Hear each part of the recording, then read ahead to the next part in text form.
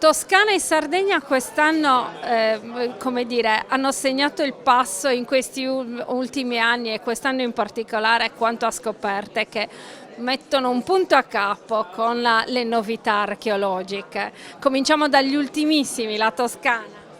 Allora, sì, se ne è parlato tanto, sono le scoperte di San Casciano, veramente un sito incredibile che ci dimostra la continuità tra l'età etrusca e l'età romana. Questo anello di congiunzione, ora ben documentato e ben dimostrato, è un legame con l'attività termale, la presenza dell'acqua, un santuario che ci racconta una storia di voti, di ex voto, di guarigioni, di religiosità che pervade quel luogo, e in un certo senso questa scoperta che viene dall'acqua ce lo rende ancora più affascinante e da vivere anche oggi come veniva vissuto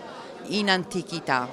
Quindi un luogo da vivere, e sono molto contenta della decisione di mantenere tutto quello che è stato rinvenuto nella stessa San Casciano, cioè vicino al luogo di rinvenimento. E questo per il turismo anche significherà tanto, per l'archeologia, per il turismo culturale e per il turismo che guarda al benessere della persona e al turismo termale. Una congiunzione veramente che dall'antichità, sono gli stessi antichi che ci insegnano. È un leitmotiv anche per la Sardegna, perché negli ultimi 40 anni le scoperte di Montiframma, ma nell'ultimo decennio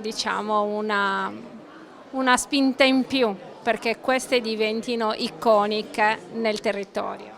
Esatto, uno dei concetti che ha sottolineato la soprintendente è proprio quello di far rientrare questi importantissimi reperti nel territorio di origine, quindi da questa grande scoperta che inizia negli anni 70 con gli scavi della soprintendenza e di Carlo Tronchetti, il restauro avviato da Francesco Nicosia e condotto da Antonietta Bonino, che ha restituito 44 sculture oggi divise tra Sassari tra il centro di restauro di Sassari, i frammenti residui, le sculture a Cabras e le sculture invece a Cagliari, quindi si sta cercando di riunificare tutte queste sculture e tutti questi frammenti proprio nel centro di Cabras, dove insomma è il loro territorio di origine, e dove peraltro gli scavi ripresi dal 2014 sempre sotto l'egida della soprintendenza e che non si sono praticamente mai fermati in questi anni, continueranno sicuramente con l'estensione nei terreni adesso di proprietà privata